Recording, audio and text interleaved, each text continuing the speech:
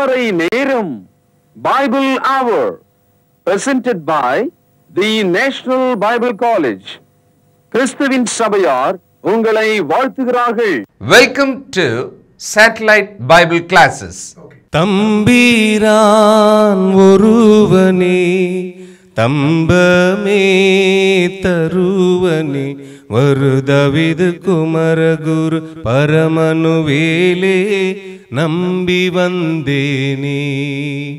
நான் நம்பி வந்தேன் மேசையா, நான் நம்பி வந்தேனே. திவ்ய சரணம் சரணம் சரணம் ஐயா, நான் நம்பி வந்தேனே. நின் பாத தரிசனம் அன்பான கரிசனம் நித நித சரி தொழுவதிதம் எனவும் உறுதியில் நம்பி வந்தேனே. நான் நம்பி வந்தேன் மேசையா, நான் நம்பி வந்தேனே. திவ்ய சரணம் சரணம் சரணம் ஐயா, நான் நம்பி வந்தேனே. நாதனே கிருபை கூர் வேதனே சிறுமை தீர் அதிநலம் மிகும் உனதிரு திருவடி அருளே நம்பி வந்தேனே. நான் நம்பி வந்தேன் மேசையா, நான் நம்பி வந்தேனே. திவ்ய சரணம் சரணம் சரணம் ஐயா, நான் நம்பி வந்தேனே. நான் நம்பி வந்தேன் மேசையா, நான் நம்பி வந்தேனே. திவ்ய சரணம் சரணம் சரணம் ஐயா, நான் நம்பி வந்தேனே.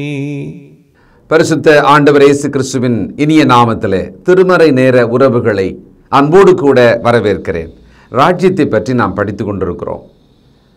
புதிய உடன்படிக்கையின் கீழாக தேவன் ஸ்தாபிக்கவிருக்கும் ராஜ்யத்தை பற்றி முன்னமே பூர்வ காலத்திலேயே ஆதியாகம காலம் தொடங்கி அவர் அதை முன்னறிவித்து வந்தார்.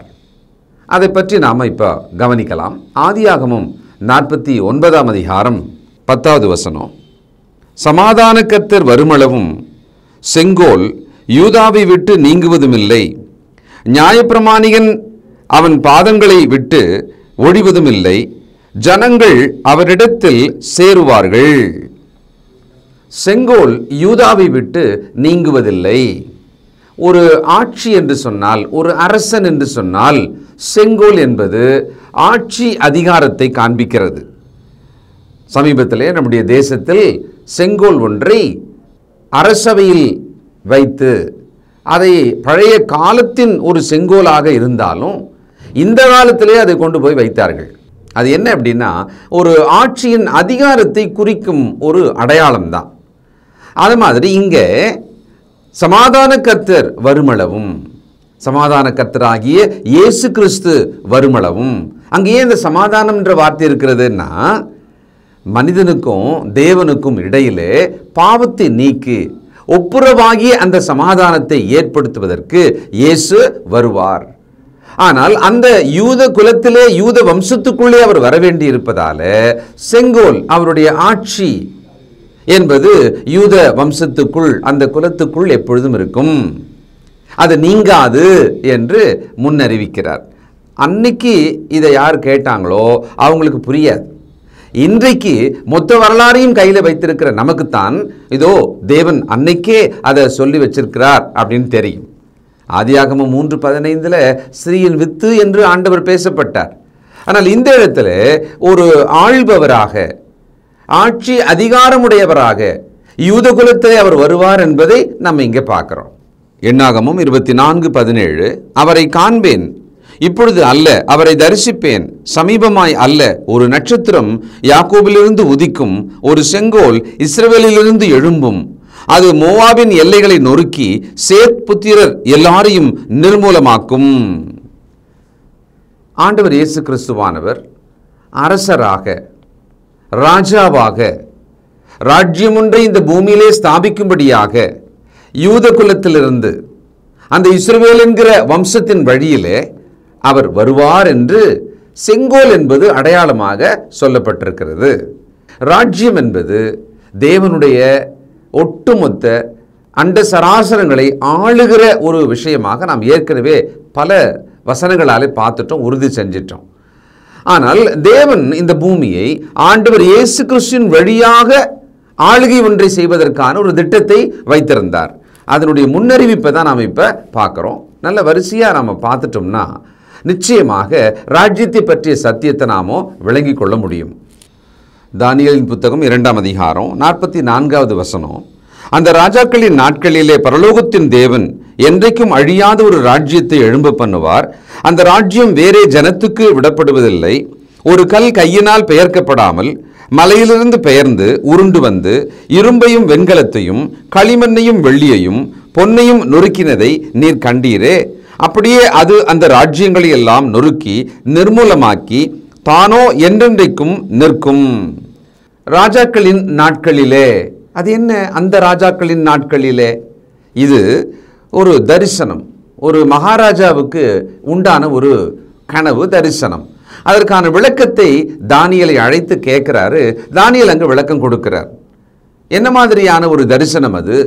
31ஆம் வசனம், ராஜாவே, நீர் ஒரு பெரிய சிலையை கண்டீர். அந்த பெரிய சிலை மிகுந்த பிரகாசம் உள்ளதாய் இருந்தது. அது உமக்கு எதிரே நின்றது.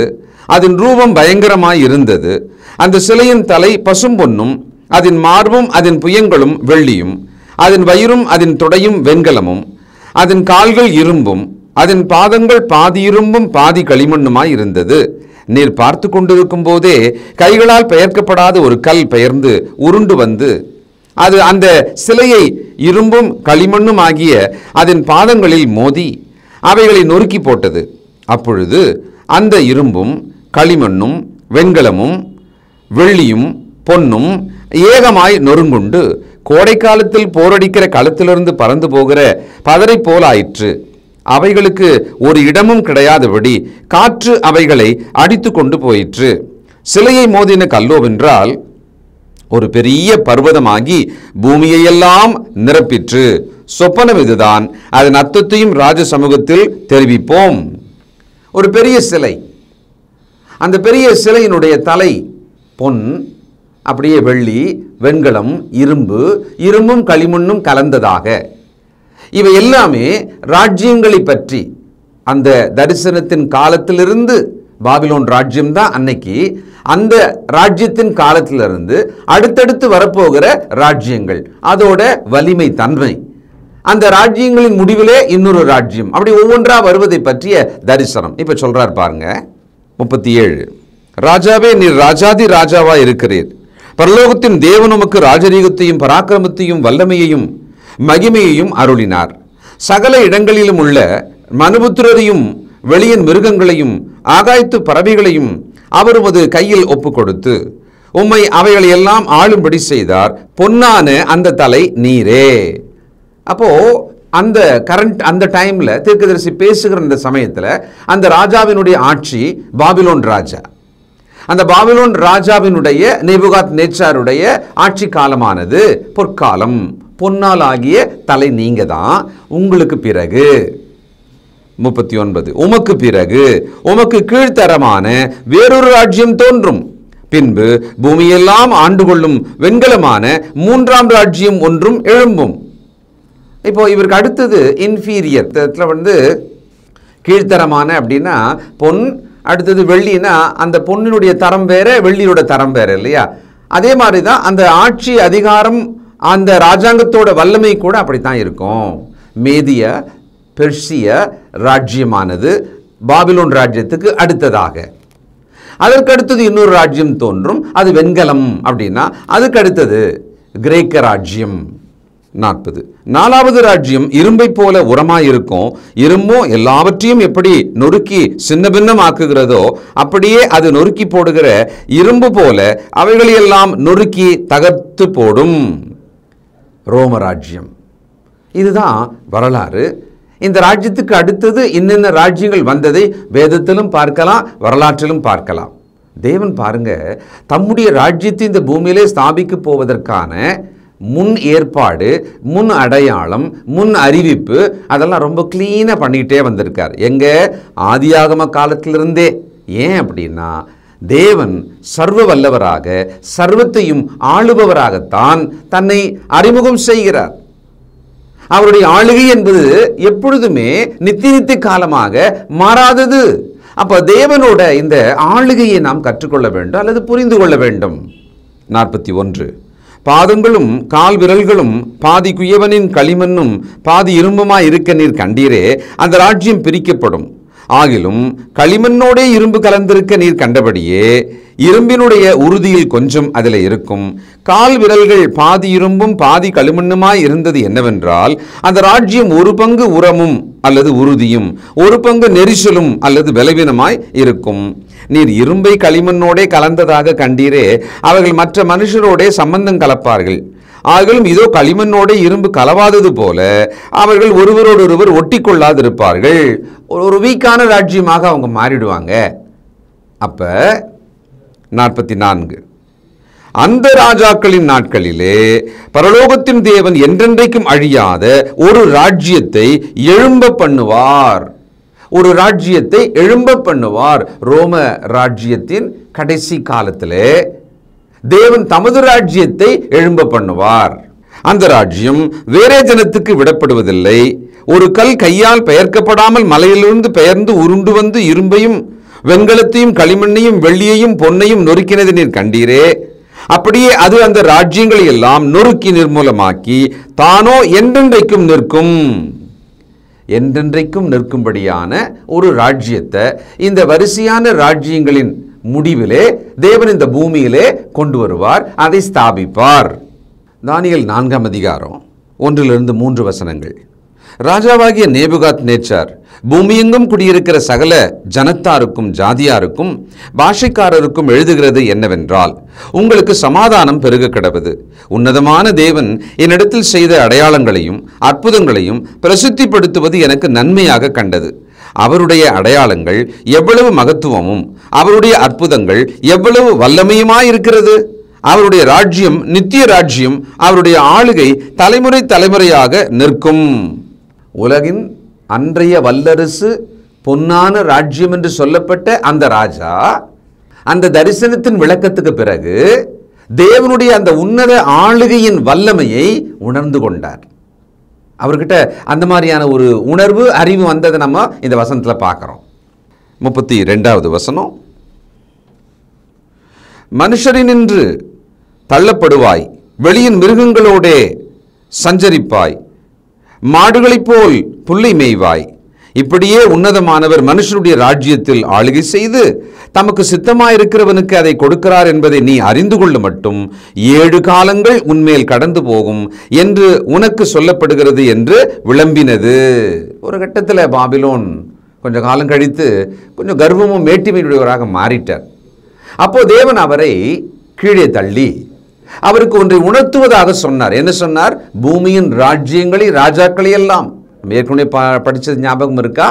தேவர்கள் தேவதைகளுக்கும் மேலான ராஜாவாக யெகோவா தேவன் அப்படின்னு சொல்லிட்டு, அப்போ நான் உன்னை உணர்த்துவேன், நீ புரிஞ்சுக்குவேன்றார்.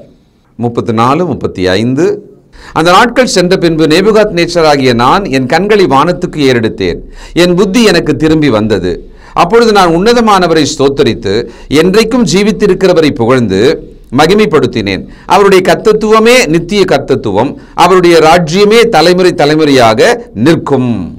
நேபுகாத் நேச்சாருடைய புரிதல் இது ஏற்கனவே கூட நம்ம படிச்சிருக்கோம். ஆனாலும் நாம் இதை நல்லா உள்வாங்கணும், நம்ம மனசில் இது பதியணுன்றதுக்காக மீண்டும் உங்களுக்கு நான் அதை வலியுறுத்துகிறேன்.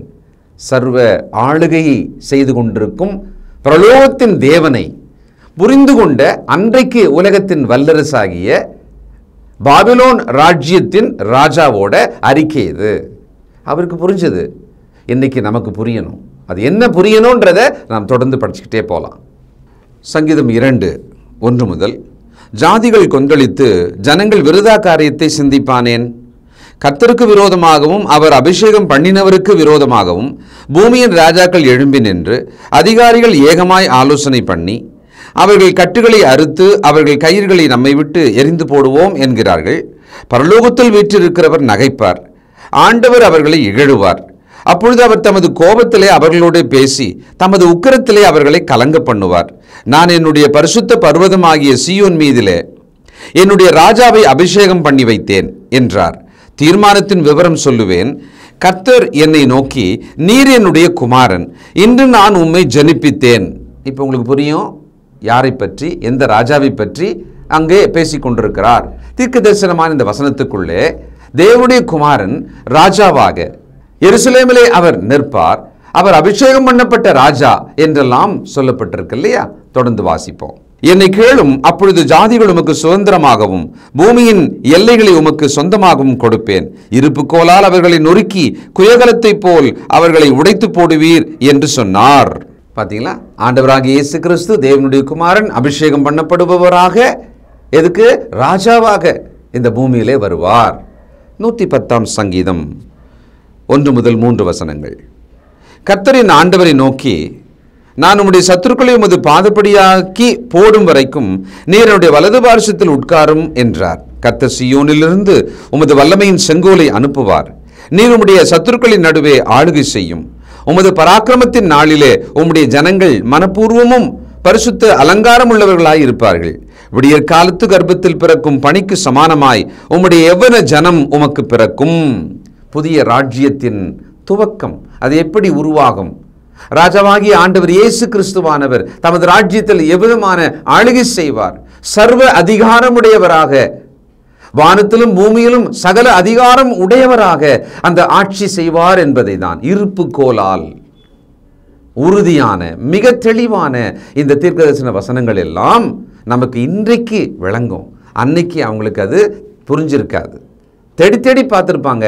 ஆனால் அவங்களுக்கு அன்னைக்கு வரப்போகிற அந்த ராஜ்யத்தை பற்றியதுன்னு கூட அவங்களுக்கு தெரிஞ்சிருக்காது. இன்றைக்கி நம்ம பெரிய பாக்கியசாலிகள். ஆனாலும் பரிதாப நிலைமை நமக்கு என்னென்னா, இவ்வளவு விவரங்கள் எல்லாம் ராஜ்யத்தை பற்றி சொல்லியிருந்தாலும் கூட அதை பற்றி நேர் எதிரடியாக தவறாக புரிந்து கொண்ட ஒரு சாராரும், அதை புரிந்து கொள்ளாமலேயே இன்னும் ராஜ்யம் வருவதாக முழங்கால் படியிட்டு ஜெபித்து கொண்டிருக்கிற இன்னொரு சாராரையும் பார்த்து கொண்டு தான் இருக்கிறோம். அதற்காக இப்போ நம்ம படிக்கிற ஒவ்வொரு பாடங்களும் அதில் ஒரு தெளிவை நமக்கு கொடுக்கும் என்று நான் நம்புகிறேன், ஜெபிக்கிறேன், எதிர்பார்க்கிறேன். இந்த பழைய ஏற்பாட்டு காலத்திலே ராஜ்யம் இவ்விதமாக சொல்லப்பட்டு கொண்டு வந்ததை சில வசனங்கள் வழியாக நம்ம பார்த்தோம்.